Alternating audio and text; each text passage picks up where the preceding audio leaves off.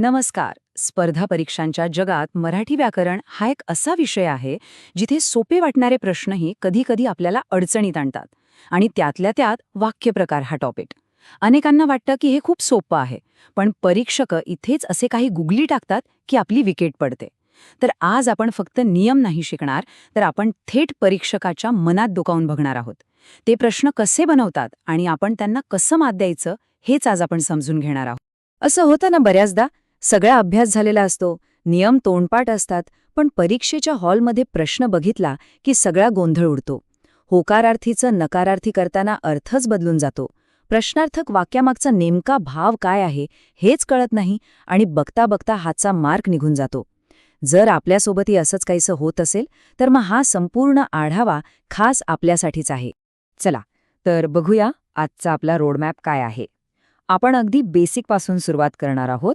वाक्यांचे प्रकार समजून घेऊ, मग आपण परीक्षकांच्या सापळ्यांबद्दल बोलू, त्यानंतर अर्थ न बदलता वाक्य कसं बदलायचं हे शिकू आणि शेवटी एक जबरदस्त चीटशीट आहे जी आपल्याला परीक्षेसाठी तयार करेल. ठीक आहे, तर चला सुरुवात करूया. बघा, कोणत्याही मोठ्या इमारतीसाठी तिचा पाया मजबूत असणं खूप गरजेचं असतं, बरोबर? तसंच वाक्य रूपांतरणातले अवघड नियम समजून घेण्यासाठी आधी वाक्यांचे मूळ प्रकार कोणते आहेत हे अगदी स्पष्टपणे माहिती असायला हवं. तर पहिला आणि सगळ्यात बेसिक प्रकार आहे विधानार्थी वाक्य. याला तुम्ही वाक्यांचं डिफॉल्ट सेटिंग म्हणू शकता. म्हणजे यात काहीच मसाला नसतो, फक्त एक सरळसोट माहिती किंवा एक साधं विधान केलेलं असतं. जसं की भारत माझा देश आहे. बस, इतकं सोपं. आता इथेच लक्ष द्या, या स्लाइडमधला शेवटचा मुद्दा सगळ्यात महत्वाचा आहे. 90% लोकांची गाडी इथेच घसरते. सगळ्यांना वाटतं की नकारार्थी वाक्य म्हणजे वेगळा प्रकार, पण नाही. तो अभ्यास करतो हे जसं एक विधान आहे, तसंच तो अभ्यास करत नाही हे सुद्धा एक विधानच आहे. फक्त एक होकारार्थी आहे आणि दुसरं नकारार्थी. हा फरक लक्षात ठेवा, कारण परीक्षक बरोबर याच पॉइंटवर खेळतात. पुढचा प्रकार तर ओळखायला एकदम सोप्पा, प्रश्नार्थी वाक्य. वाक्याच्या शेवटी प्रश्नचिन्ह दिसलं की समजून जायचं. याचा मुख्य उद्देश असतो माहिती मिळवणं. तुमचं नाव काय किंवा तुम्ही कुठून आलात, एकदम स्ट्रेट फॉरवर्ड. पण थांबा, परीक्षक आपल्याला इतके सरळ प्रश्न विचारतील असं वाटतंय का? अजिबात नाही. ते वापरतात अलंकारिक प्रश्न, ज्याला आपण रिटॉरिकल क्वेश्चन म्हणतो. हे उदाहरण बघा, जगी सर्वसुखी असा कोण आहे? इथे प्रश्न विचारणाऱ्याला उत्तर नकोय, त्याला हे सांगायचंय की जगी कोणीही सुखी नाही. हा आहे परीक्षकाचा आवडता सापळा आणि याबद्दल आपण पुढे अजून बोलणार आहोत. जेव्हा आपल्या मनात भावनांचा कल्लोळ माजतो, मग तो आनंद असो, दुःख असो किंवा आश्चर्य, तेव्हा आपल्या तोंडूनचे शब्द बाहेर पडतात, ते असतात उद्गारार्थी वाक्य. हे वाक्य म्हणजे आपल्या भावनांचं थेट प्रक्षेपण असतं. उद्गारचिन्ह ही तर याची ओळख आहेच, पण त्यासोबत किती, काय, अबब, अरेरे यांसारखे शब्दही असतात. हे शब्द म्हणजे इमोशन्सचे इंडिकेटर्स आहेत. ते भावनेची तीव्रता दाखवतात. जसं की अबब, केवढी प्रचंड आग ही. इथे त्या आगीचं भीषण रूप व्यक्त होतंय. आता एक खूप खूप महत्वाची गोष्ट, होकारार्थी आणि नकारार्थी हे वाक्यांचे स्वतंत्र प्रकार नाहीत. ते विधानार्थी किंवा इतर वाक्यांचे उपप्रकार आहेत.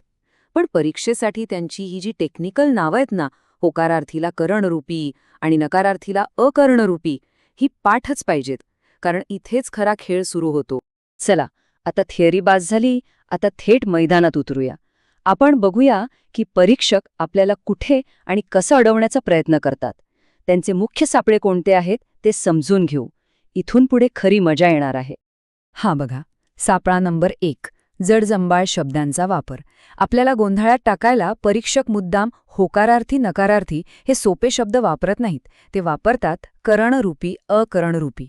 प्रश्न येतो, खालीलपैकी अकरणरूपी वाक्य ओळखा. आणि ज्याला याचा अर्थच माहीत नाही त्याची विकेट तिथेच पडते. म्हणून डोक्यात पक्क करा, करणरूपी म्हणजे होकारार्थी आणि अकरणरूपी म्हणजे नकारार्थी. आता येतोय या टॉपिकमधला सगळ्यात चॅलेंजिंग भाग.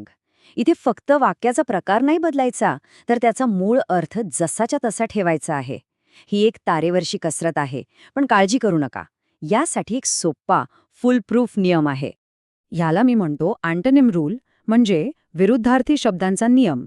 एकदम सोपा आहे.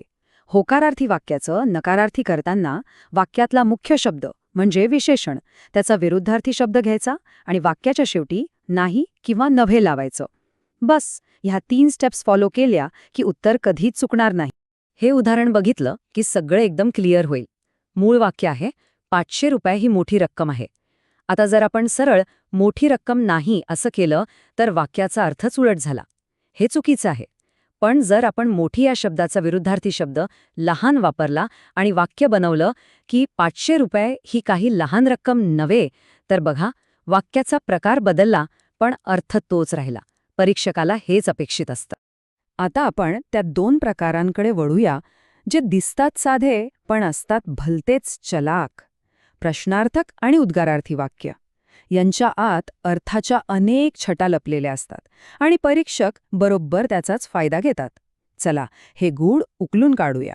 हे वाक्य परत एकदा बघा. हा प्रश्न आहे, पण इथे खरंच उत्तर हवंय का विचारणाऱ्याला? नाही ना. इथे तर एक विधान करायचं आहे. हा आहे तोच अलंकारिक प्रश्न.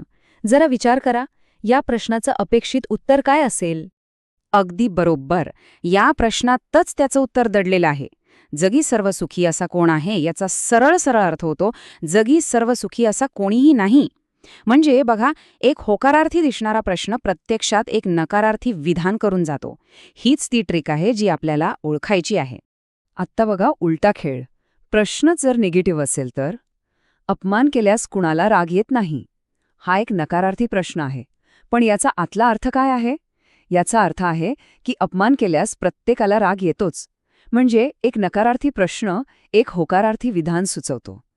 लक्षात ठेवा, होकारार्थी प्रश्न म्हणजे नकारार्थी विधान आणि नकारार्थी प्रश्न म्हणजे होकारार्थी विधान. एकदम उलटा हिशोब. उद्गारार्थी वाक्यांमध्ये फक्त उद्गार चिन्हावर अवलंबून राहू नका. त्या वाक्यातली भावना आणि तीव्रता जास्त महत्वाची आहे. किती आणि काय हे शब्द इथे प्रश्न विचारत नाहीत, तर ते खूप किंवा प्रचंड हा अर्थ सांगतात. किती सुंदर आहे हे फूल म्हणजे हे फूल खूप सुंदर आहे. आणि हे शेवटचं उदाहरण तर खूपच भारी आहे. कालची किती ती गर्दी, यात क्रियापद नाही आहे, तरीही गर्दीच्या प्रचंडतेची भावना व्यक्त होतेय, म्हणून हे उद्गारार्थी वाक्यच आहे. ठीक आहे, तर आत्तापर्यंत आपण बरीच माहिती घेतली, बरेच नियम पाहिले. आता वेळ आली आहे हे सगळं एकत्र करून एक अशी मास्टर चीट शीट बनवण्याची, जी परीक्षेच्या वेळी आपल्याला काही सेकंदात योग्य उत्तर शोधायला मदत करेल. ही आहे आपली मास्टर स्लाइड, आपला ब्रह्मास्त्र. यात सगळे नियम एकाच ठिकाणी आहेत. होकारार्थीचं नकारार्थी करताना विरुद्धार्थी शब्द प्लस नाही.